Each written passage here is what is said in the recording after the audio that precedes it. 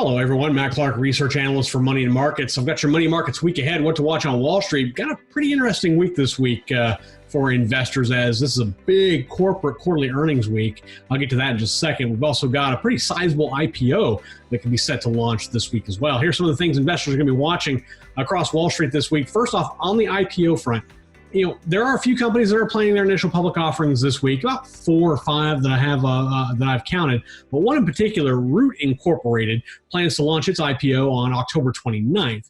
Now, the company will trade on the NASDAQ under the ticker ROOT. Now, the Root has strong ties to the automobile insurance industry, but it identifies as a technology company, which is kind of strange, but really deep down, it's in the insurance business. Its model allows customers to get a quote, make a claim, review coverage, all that, all online. The big difference here that Root actually allows customers to track their driving through a usage-based car insurance program. So basically, you can kind of track the usage of your driving, and then you can set your terms of your insurance coverage appropriately based on how much you drive. Kind of an interesting thing, and one thing that not many other insurance companies actually offer. Some kind of glaze over it, but by and large, most don't really offer that. Now, for the 6 months ending June 30th of 2020, Root reported net income losses of $144.5 million on revenue of $245.4 million. The same period a year ago, the company had a net loss of $97 million on $104.1 million in revenue. So its losses are growing. But the good news is that their revenue is growing likewise. So they're reinvesting more money into technology, into infrastructure, and into expansion, which is why you're seeing the losses tick up as the revenue goes up. Now, the company is offering 22 million shares from the company, another 2.1 million shares sold by selling shareholders. The price range they're looking at is about $22 to $25 per share. The company hopes to raise about $695 million with its IPO. It would make it the largest IPO this week. At the high end of the estimate, if the IPO goes as planned, it would give Root a market valuation of right around $5.5 billion to $6.2 billion. And following the IPO, the company has announced they will plan to seek private placement investing of around $500 million, primarily from Dragoneer Investment Group and Silver Lake Technology Management.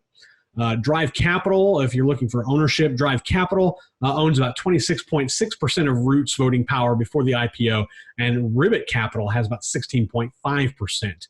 Now, my thought on this is that it's not necessarily a bad time for Root to go public. Lemonade, if you remember, considered one of Root's competitors, launched its IPO earlier this summer. The share price for Lemonade was about $29 at its launch. And as of earlier last week, those shares were up to around $60 per share. So a nice bump up as investors seem to be willing to bite on the insurance, the insuro technology field, if you will. Another competitor, SelectQuote, also launched its IPO earlier this year, but its shares are actually down about 1% since May, and the company has a market capitalization of $3.2 billion. Now, Root's going to be much larger than either Lemonade or SelectQuote in terms of valuation. Launching their IPO will give them some new equity, which they can use to keep expanding on their technology and on their infrastructure. And I think both of those are good things. Are they an IPO? I'm not an IPO investor. I really don't like to invest on IPOs just because they fluctuate too rapidly. The gains are too short term. But if you're an IPO investor, Root would be one I'd probably want to look at. Now, as I said from the top, this is a massive week for earnings. Several well-known market-driving companies are going to be reporting earnings this week. Here's the list of them. These are just a few.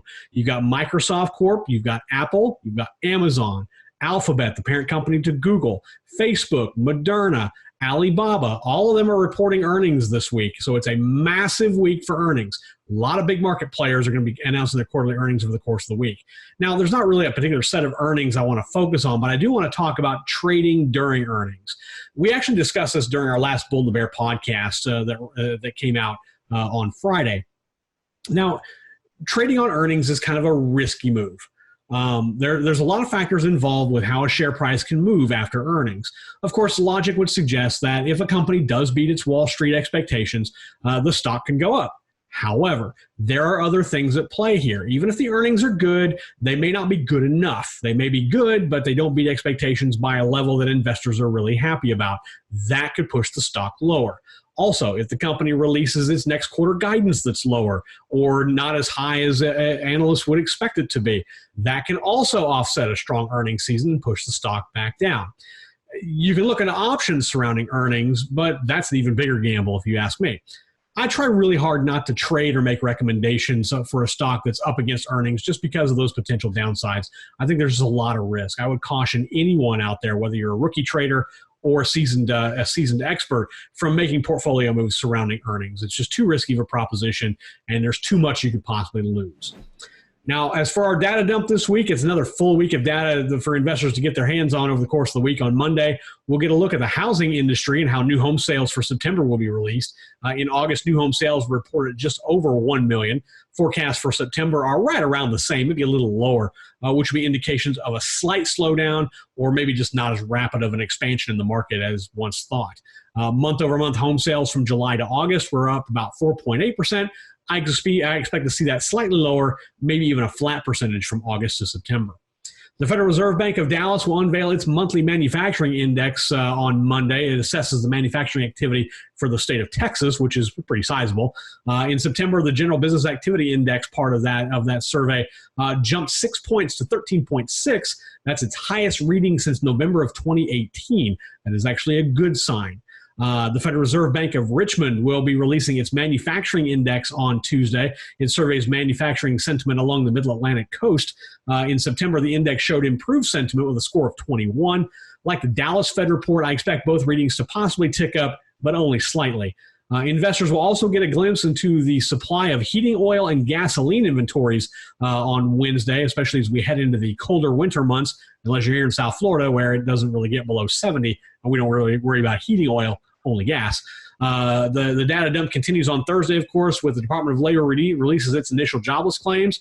We're just about a week. Next week, we're also going to be getting our latest gross domestic product forecast. The median forecast for the third quarter is to grow at about 31.9%, following a loss of 31.4% in GDP in the second quarter.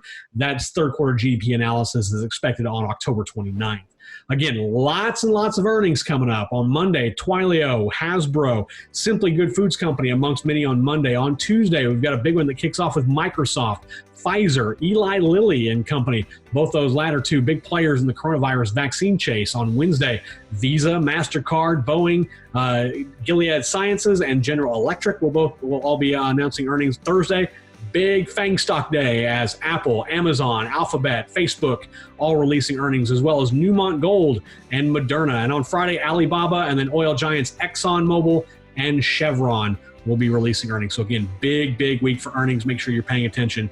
And if there's anything new, we'll certainly let you know here. That's really all I have for this week. Hope you have a great trading week. Until next time, everyone, safe trading.